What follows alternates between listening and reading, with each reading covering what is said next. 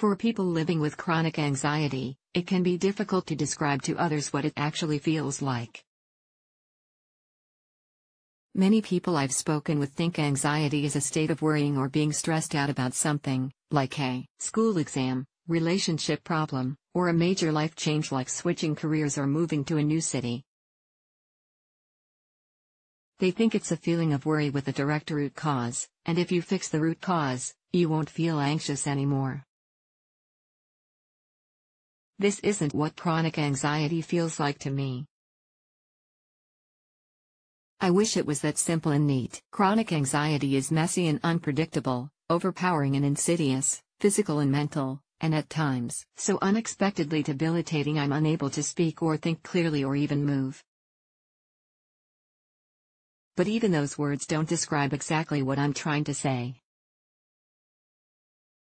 I've turned to visual language to help illustrate what I mean, when words aren't quite enough. Here are 4 illustrations that show what anxiety really feels like. Like a knife stabbing you in the chest with each breath you take. Share on Pinterest. This might sound like an exaggeration, but anxiety can manifest itself with intense physical symptoms, like sharp chest pains. It's the most intense chest pain I've ever felt. With each breath I take, it feels like the sharp point of a blade is being pressed against the inside of my chest. Sometimes it lasts for minutes, sometimes it lasts for hours or even days. Other physical symptoms I've experienced include a pounding heart, sweaty palms, and a persistent tightness in my shoulders.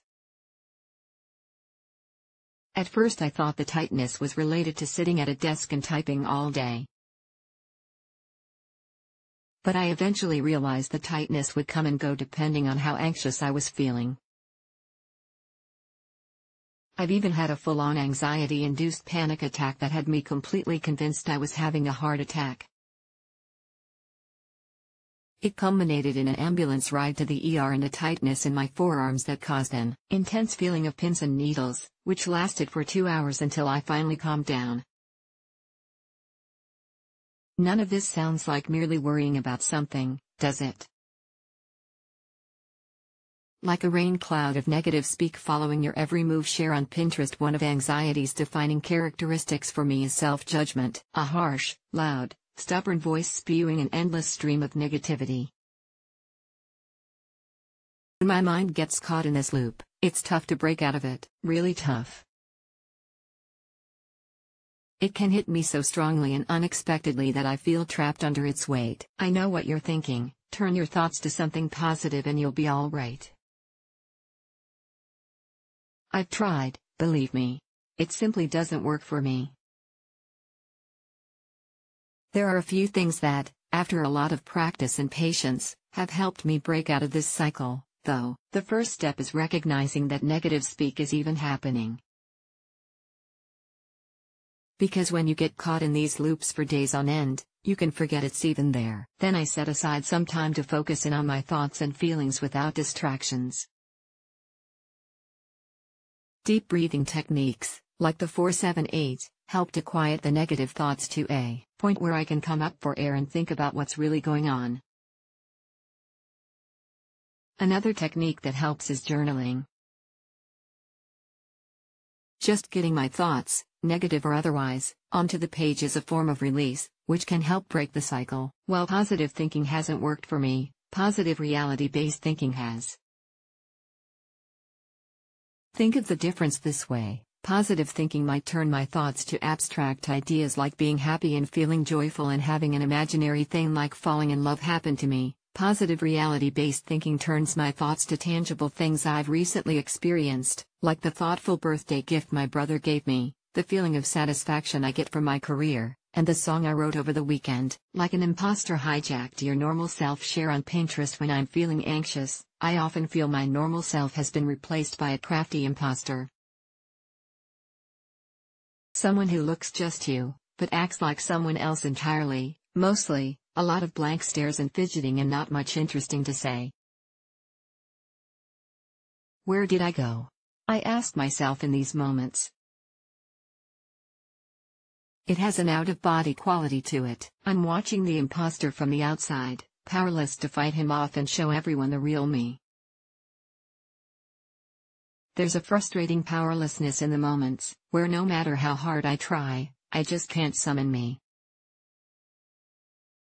I know when this happens, my anxiety has kicked into full-blown attack mode and I need to give myself space and time to gather my thoughts and dip into my tool bag: deep breathing, grounding techniques, journaling, therapy, exercise, sleep hygiene, and eating well. If I have the energy, I also make an effort to talk with people I trust, or hang out with a close friend and let their stories and problems occupy my mind for a moment. Eventually, my normal self always reappears, shoving the imposter out of sight.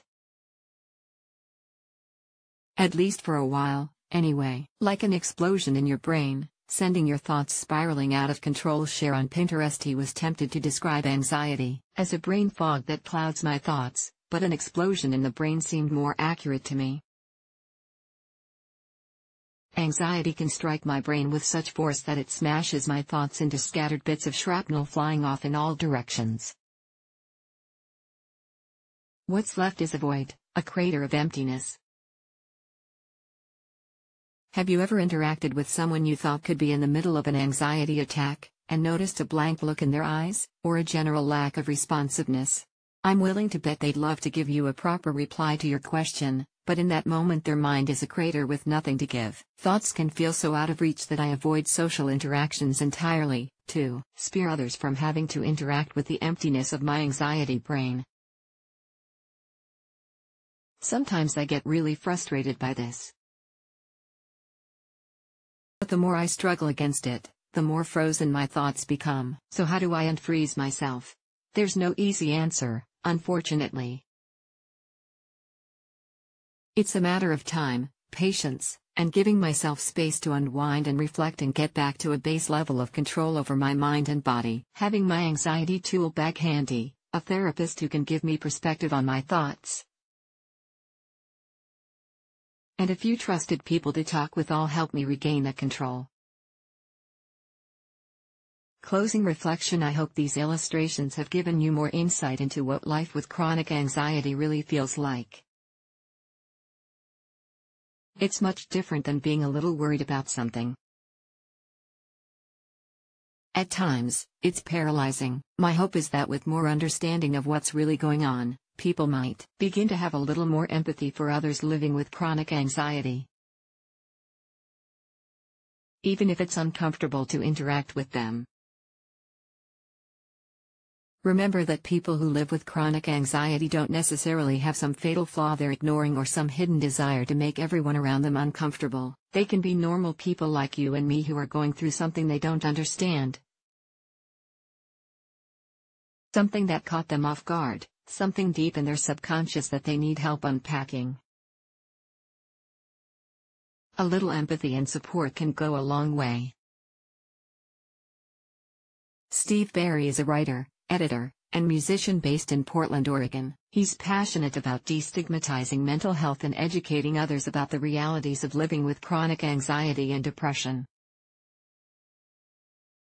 In his spare time, he's an aspiring songwriter and producer. He currently works as a senior copy editor at Healthline. Follow him on Instagram.